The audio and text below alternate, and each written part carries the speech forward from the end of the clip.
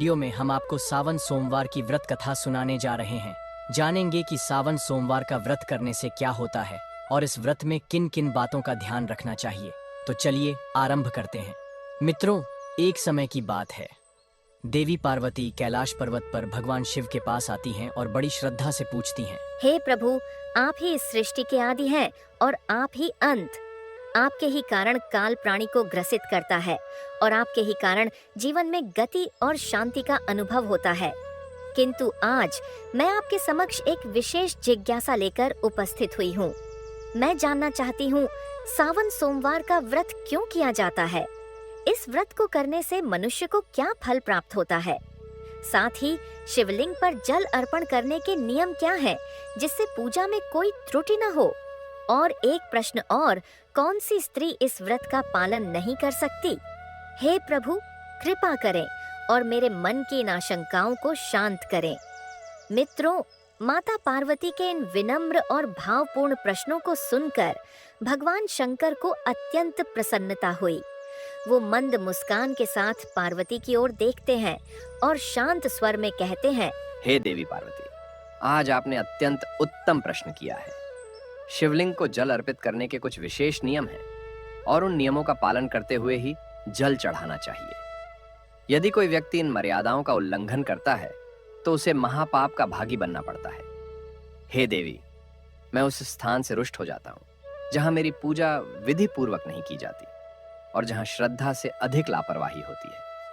हे प्रिय, आज मैं तुम्हें यह भी बताता हूं कि सावन सोमवार का व्रत करने से क्या लाभ प्राप्त होता है और शिवलिंग पर जल अर्पण करने से क्या पुण्य फलीभूत होता है।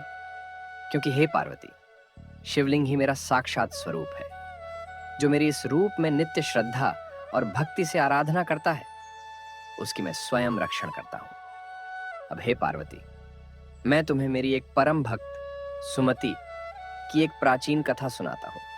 इस कथा को तुम ध्यान पूर्वक सुनो। जो स्त्री इस दिव्य कथा का श्रद्धा से श्रवण करती है, उसे ऐसा पुण्य प्राप्त होता है मानो उसने 100 वर्षों तक प्रतिदिन शिवलिंग पर जल अर्पित किया हो। और जो इस कथा को सुनकर दूसरों तक पहुंचाता है, उसके समस्त दुखों का नाश होता है, उसकी दरिद्रता समाप्त होती है और वह संसार की मोह माया से विमुख होकर आत्मज्ञान की ओर अग्रसर हो जाता है। यह सब सुनने के बाद माता पार्वती अत्यंत भाव विभोर होकर विनम्र स्वर में कहती हैं, स्वामी, आपके श्रीमुख से ऐसी दिव्य कथा का श्रवण करना मेरे लिए महान सौभाग्य की बात है। कृपा करके आप मुझे वह पावन कथा सुनाई। मैं संकल्प पूर्वक उसे ध्यान से, पूर्ण श्रद्धा से अवश्य सुनूंगी। माता पार्वती की यह प्रार्थना सुनकर भगवान शिव का मुख प्रसन्नता से प्रकाशित हो उठा। उन्होंने करुणा भरी दृष्टि से माता की ओर देखा और मंद मुस्कान के साथ बोले, हे देवी पार्वती, पूर्व काल की बात है। चंद्रकांतापुरी नाम की एक पावन नगरी थी, जहां सुखदेव नामक एक विद्वान ब्राह्मण निवास करता था। सुखदेव न केवल अत्यंत बुद्धिमान था, बल्कि रूपवान, गुणवान और समस्त शास्त्रों में पारंगत भी था। उसने वेदों का गहन अध्ययन किया था और धर्म की मर्यादा का पालन करता था। उसी के समीपवर्ती एक नगर में सुधर्मा नामक एक और विद्वान ब्राह्मण रहता था। सुधर्मा की एक ही पुत्री थी, सुमति। सुमति शिव भक्ति में पूर्णतः रमी हुई थी। वह नित्य प्रातः काल उठकर पवित्र स्नान करती, फिर शिवलिंग पर जल अर्पित करती, विधि पूर्वक पूजा करती और तभी अपनी दिनचर्या का आरंभ करती।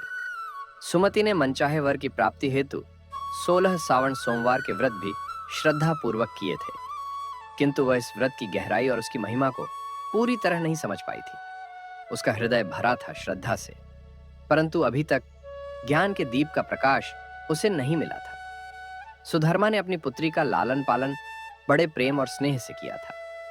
सुमति न केवल रूपवती थी, बल्कि गुण, शील और व्यवहार में भी अद्वितीय थी। जब सुमति विवाह योग्य हो गई तो सुधर्मा के हृदय में चिंता घर करने लगी। एक दिन वह अपनी पत्नी के पास गया और गंभीर स्वर में बोला, हे प्रिय, हमारी पुत्री अब जवान हो चुकी है।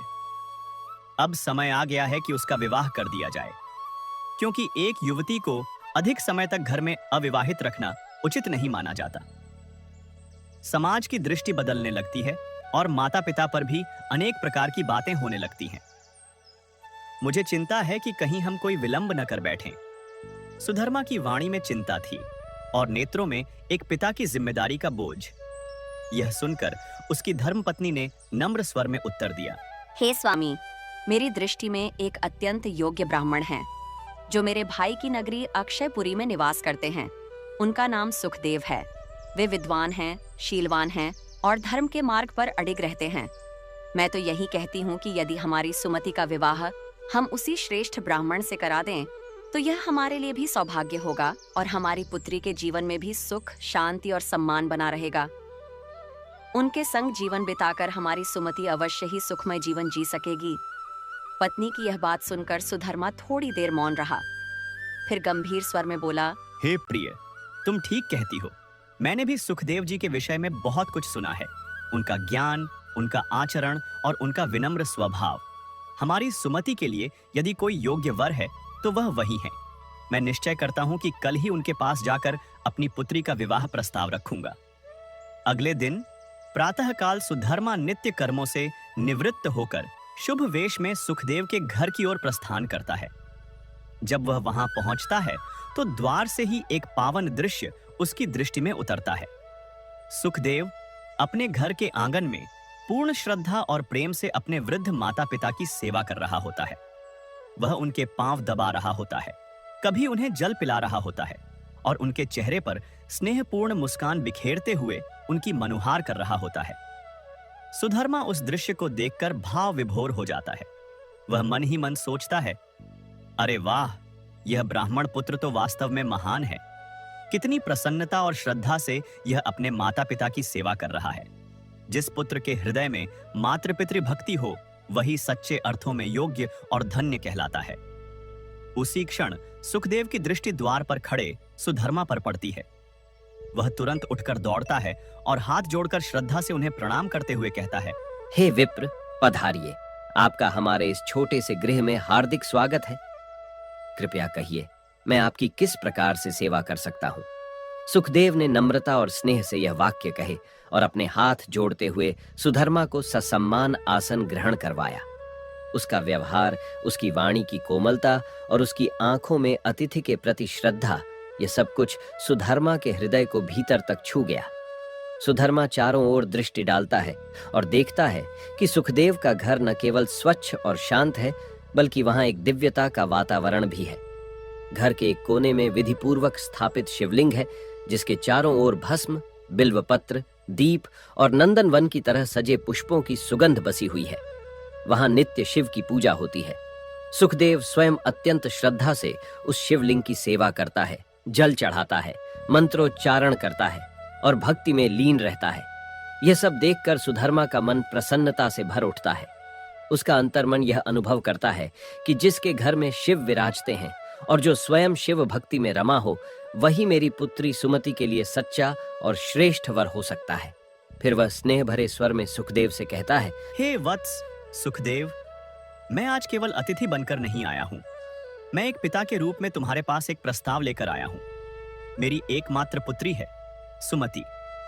वह रूप, शील और धर्म में निपुण है और भगवान शिव की परम भक्त भी है। मैं चाहता हूँ कि उसका जीवन तुम्हारे साथ जुड़े। क्या तुम मेरी पुत्री को अपनी अर्धांगिनी के रूप में स्वीकार करने को तैयार हो? तब सुखदेव के माता पिता भी यह शुभ प्रस्ताव सुनकर अत्यंत प्रसन्न हो जाते हैं।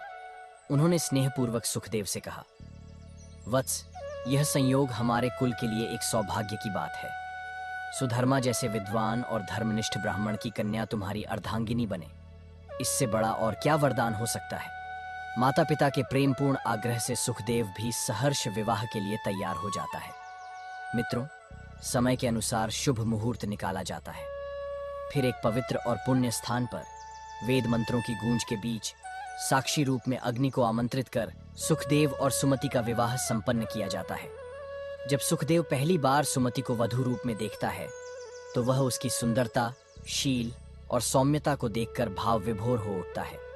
सुमति वास्तव में अत्यंत सुंदर, गुणवान और चरित्रवान स्त्री थी। उसके मुख पर एक दिव्य तेज था और उसकी वाणी में मधुरता की धारा। विवाह के उपरांत जब सुमति अपने ससुराल आती है तो वह पूर्ण श्रद्धा, सेवा और प्रेम से अपने पति, सास ससुर और पूरे परिवार की सेवा करती है। अपनी मधुर वाणी, विनम्र स्वभाव और सतत कर्मशीलता से वह सबके हृदय में स्थान बना लेती है। सास ससुर उसके व्यवहार और सेवा से अत्यंत प्रसन्न रहते हैं और उसे पुत्रीवत स्नेह देने लगते हैं। सुमति प्रतिदिन प्रातःकाल अपने पति से भी पहले जाग जाती थी। वह सबसे पहले घर के आंगन को स्वच्छ करती, फिर भीतर बाहर पूरे घर की सफाई कर स्नान के लिए जाती थी। स्नान के पश्चात वह पूजा घर में प्रवेश करती और अत्यंत श्रद्धा से शिवलिंग पर जल अर्पण करती, बेलपत्र समर्पित करती और मंत्रों का जाप करती। पूरे दिन वह परिवार के हर सदस्य का ध्यान रखती, भोजन बनाती, सास ससुर के चरण दबाती और सभी कार्यों को पूरी श्रद्धा से करती। रात्रि में वह अपने पति के चरणों को दबाकर तब तक नहीं सोती जब तक वह स्वयं विश्राम न कर ले। उसका जीवन एक सच्ची पतिव्रता नारी का जीवन था।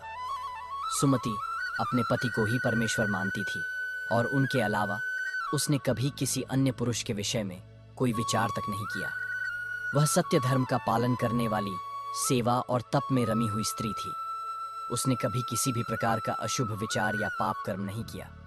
उसके इस सात्विक, सेवा भाव और सरल स्वभाव को देखकर स्वयं माँ लक्ष्मी उस पर प्रसन्न हो गई। माँ लक्ष्मी ने स्वयं सुमति के घर में वास करना प्रारंभ कर दिया, जिससे उसके जीवन में सुख, समृद्धि और शांति और भी अधिक बढ़ गई। मित्रों, इतना कहकर भगवान शिव माता पार्वती की ओर देखते हुए कहते हैं, हे देवी पार्वती, धन की अधिष्ठात्री देवी माँ लक्ष्मी अपनी कृपा दृष्टि केवल उन स्त्रियों पर बनाए रखती हैं जो पतिव्रता, सत्यनिष्ठा और धर्म के मार्ग पर चलने वाली होती हैं।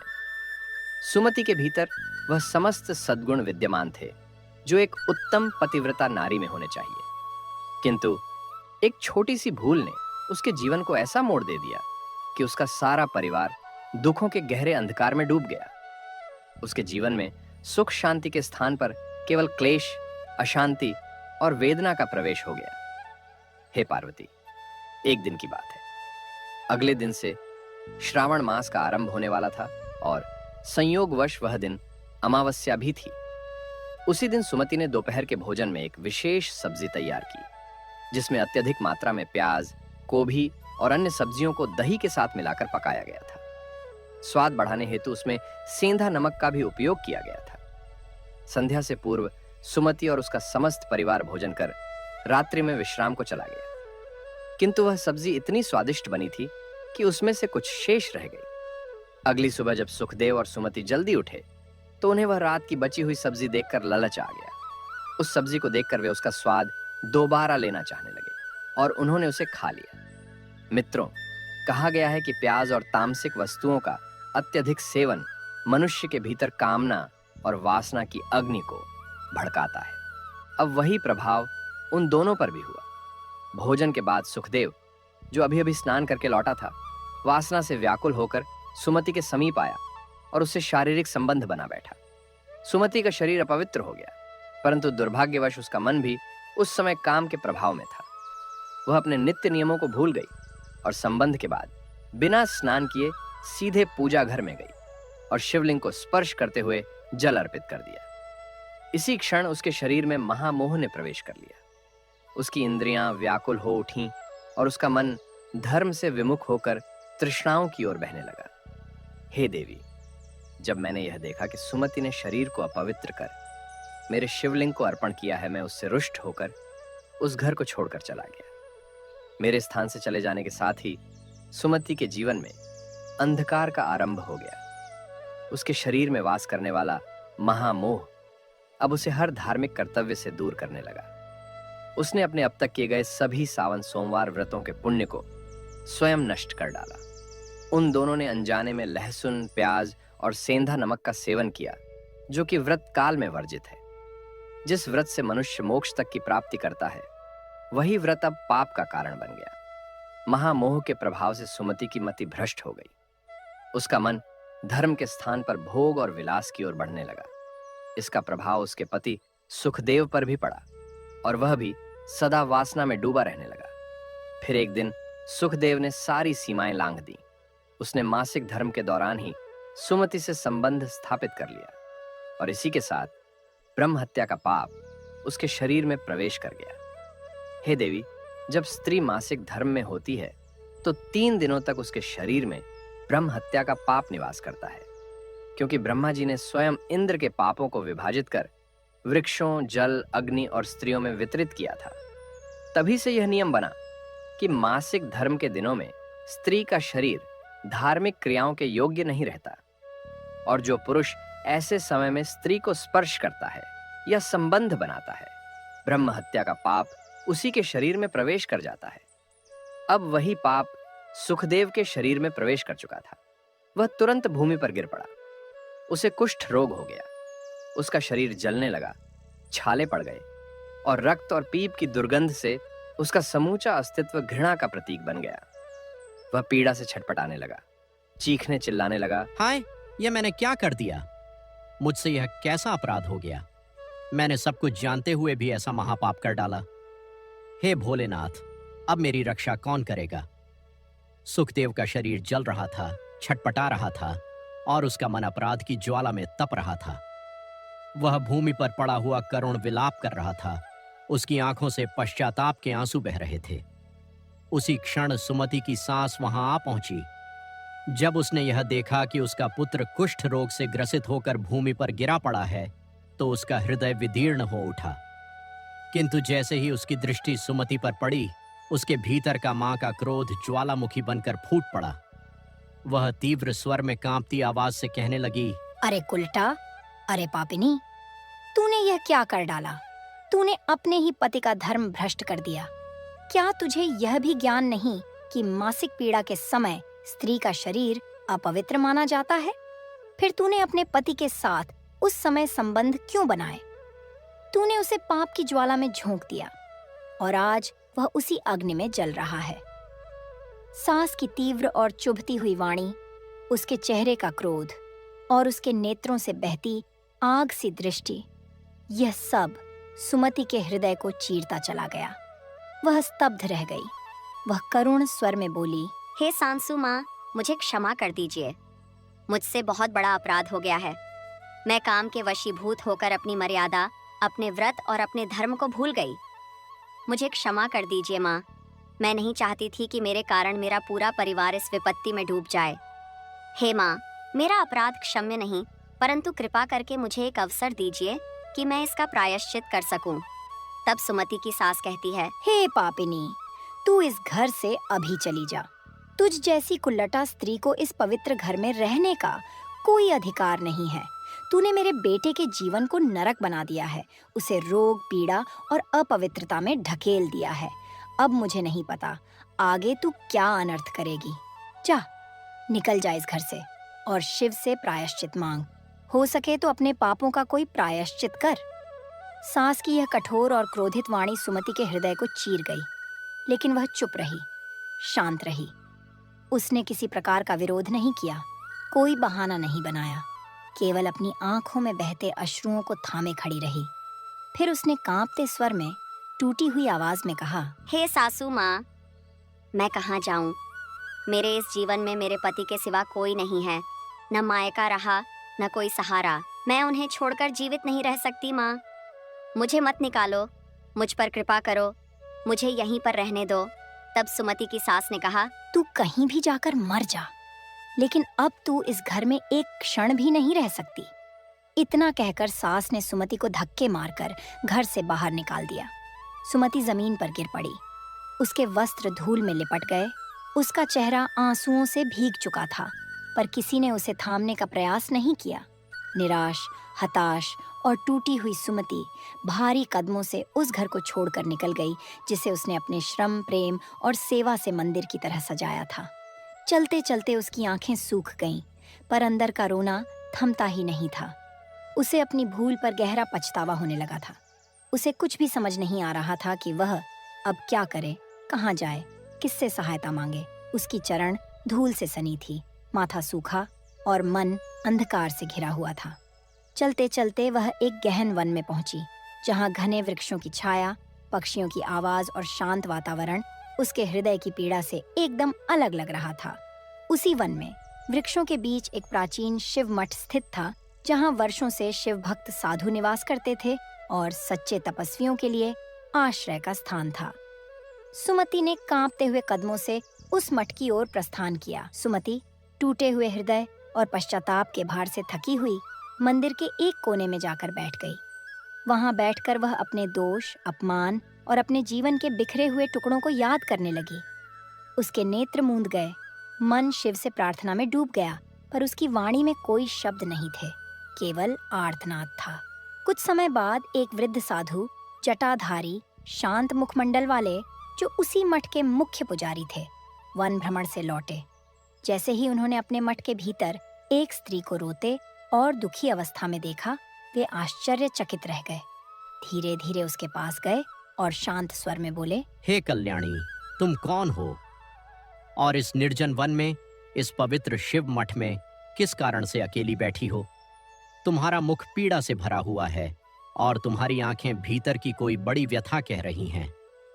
यदि कोई गुप्त बात न हो तो कृपया बताओ, शायद मैं तुम्हारी किसी प्रकार सहायता कर सकूं। हे मुनिवर, मेरा नाम सुमति है। मेरे द्वारा घोर पाप हो गया था, उसी कारण से मैं अपने परिवार से बिछड़कर इस स्थान पर आई हूँ। तब साधु कहते हैं, हे देवी, यह क्या कह रही हो?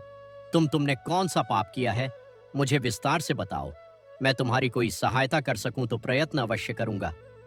सुमति कहती है, हे गुरुवर, आप जैसे संत के समक्ष खड़े होकर मुझे लज्जा आ रही है, किंतु अब मैं और कुछ नहीं छिपा सकती। मैं सुमति हूँ, एक ब्राह्मण की कन्या और एक धर्मात्मा पुरुष की पत्नी। परंतु अब मेरे नाम के साथ केवल एक ही पहचान जुड़ चुकी है, पापिनी। मैंने अपने अज्ञान, अपनी मूर्खता और अपनी वासना से प्रेरित होकर एक ऐसा अपराध कर दिया जिससे मेरे पति का धर्म भ्रष्ट हो गया। मैं व्रत के दिन प्याज, लहसुन और तामसिक आहार बना बैठी, फिर बिना स्नान किए शिवलिंग को छू लिया और मासिक धर्म के समय अपने पति के साथ संबंध बना बैठी। अब वह रोग से पीड़ित है, उसका शरीर क्षत विक्षत है और मैं, जिसे एक समय कुलवधू कहा जाता था, अब कुलटा कहलाती हूँ। मुझे मेरे घर से निकाल दिया गया है। मेरी सास ने मुझसे कह दिया, कहीं जाकर मर जा, परंतु मैं मरना नहीं चाहती। स्वामी, मैं प्रायश्चित करना चाहती हूँ।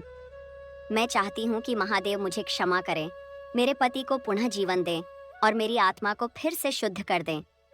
हे गुरुवर, यदि आप मेरे अपराध के लिए कोई मार्ग दिखा सकें तो कृपा करें। बेटी, तुम चिंता मत करो। जो कुछ तुमसे हुआ वह भले ही अज्ञानवश हुआ हो, पर अब जब तुम्हारे मन में पश्चाताप है और तुमने क्षमा की याचना की है, तो निश्चय ही तुम्हें पाप से मुक्ति मिलेगी। तुम इस शिव मठ में रहो और भगवान शिव शंकर की नित्य सेवा करो। प्रातःकाल उठकर स्नान करो, ब्रह्मचर्य का पालन करो, फिर शिवलिंग पर शुद्ध जल चढ़ाओ, बेलपत्र अर्पण करो, मिष्ठान्न का भोग लगाओ और उन्हें प्रेम से पुकारो। यही तो संपूर्ण सृष्टि के पिता हैं। जो भी इनकी शरण में आता है उसका उद्धार निश्चित है। और मैं निश्चय पूर्वक कहता हूं, तुम्हारा पति भी शीघ्र ही स्वस्थ हो जाएगा। साधु महाराज की इन वात्सल्य भरी वाणियों ने सुमति के टूटे हृदय को बल प्रदान किया। वह उसी क्षण उनके चरणों में नत हो गई और उस मठ को ही अपना तीर्थ, तपोभूमि और अंतिमाश्रय बना लिया। अब सुमति का दिन और रात शिव की भक्ति में बीतने लगे। वह प्रतिदिन ब्रह्म मुहूर्त में उठती, नदी में स्नान करती, फिर व्रत और संयम का पालन करते हुए मंदिर में प्रवेश करती। शिवलिंग पर जल चढ़ाना, बेलपत्र अर्पित करना, मिठाई का भोग लगाना, गायों को चारा देना और साधुओं की सेवा करना, यह उसका नित्य कर्म बन गया।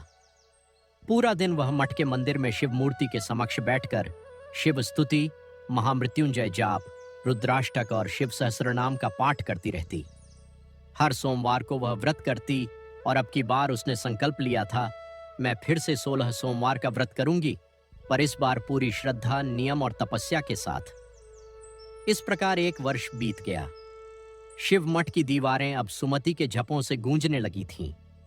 उसके मन से अब पाप का भय हट गया था और स्थान ले चुका था केवल श्रद्धा, त्याग और शिव से पुनः मिलने की लगन। किंतु भगवान शिव सब कुछ देख रहे थे। उनकी दृष्टि में सुमति का तप उतर रहा था, किंतु वे अभी भी उसकी परीक्षा ले रहे थे। अब पुनः श्रावण मास का प्रारंभ हुआ। बारिश की बूंदें गिरने लगीं। मठ की छत से टपकती जलधार जैसे तपस्विनी के हृदय को भीगा रही थी। उसी समय साधु महाराज शांत स्वर में अपनी कमंडलू से जल छिटकते हुए सुमति से बोले, हे पुत्री, अब जब श्रावण मास का आरंभ हो गया है तो तुम इस मास में पूर्ण श्रद्धा और निष्ठा से निरंतर सभी सोमवारों का व्रत करो, शिव जी का ही ध्यान रखो, उनका ही जप करो, उनका ही स्मरण करो, और ध्यान रहे इस बार कोई भूल न हो। अब मैं तुम्हें सावन सोमवार व्रत की विधि और उसके नियम विस्तार से बताता हूं, इसे ध्यान से सुनो। सावन मास में किसी भी स्त्री या पुरुष को तामसिक भोजन जैसे प्याज, लहसुन, मांस, मछली, मद्य आदि किसी भी रूप में नहीं ग्रहण करना चाहिए। व्रत के दौरान वर्जित या परहेज की हुई वस्तुओं से पूरी तरह संयम बरतना चाहिए। शिवलिंग पर भूल से भी केतकी के पुष्प या तुलसी पत्र अर्पण नहीं करना चाहिए। शिव जी की पूजा में कभी भी शंख का उपयोग न किया जाए, क्योंकि यह उन्हें वर्जित है, और शिवलिंग पर कभी भी हल्दी, कुमकुम या सिंदूर अर्पित नहीं करना चाहिए। यदि तुम इन सभी नियमों का पालन करती हो और सच्चे मन से भगवान शिव की उपासना करती हो, तो वे अवश्य तुम्हारी मनोकामनाएं पूर्ण करेंगे। साधु महाराज के इन वचनों को सुमति ने अपने हृदय में बसा लिया। अब वह और भी अधिक संकल्पबद्ध हो गई। वह पूर्ण नियम, संयम, श्रद्धा और भक्ति के साथ प्रतिदिन व्रत करती, पूरे श्रावण मास में किसी भी प्रकार की त्रुटि न करती। वह शिवलिंग पर शुद्ध जल और बेलपत्र चढ़ाती, व्रत के साथ ध्यान और जप करती, परंतु समय बीतता गया और कोई अनुभव, कोई साक्षात्कार, कोई संकेत उसे नहीं मिला। दिन बीतते गए, मास पूर्ण होने को आया, परंतु उसके जीवन में कोई परिवर्तन नहीं आया। न उसके पति का समाचार, न ही शिव की कोई कृपा झलक। उसका मन डगमगाने लगा। एक दिन जब उसकी हताशा चरम पर पहुंची तो उसने मन में आत्महत्या करने का विचार किया। उसने सोचा, यदि मेरी भक्ति व्यर्थ है तो मेरा जीवन भी व्यर्थ है। वह चल पड़ी शिव मठ के पास बहने वाली नदी की ओर। उसके नेत्रों में आंसू, हृदय में टूटन और मन में केवल एक नाम, भोलेनाथ। वह धीरे धीरे जल में उतरती है और भगवान शिव का स्मरण करते हुए जल समाधि लेने का निश्चय करती है। मित्रों, और तभी चमत्कार घटित होता है। जिस क्षण सुमति जल में डूबने लगी, उसी क्षण एक दिव्य शक्ति उसे ऊपर खींचने लगी।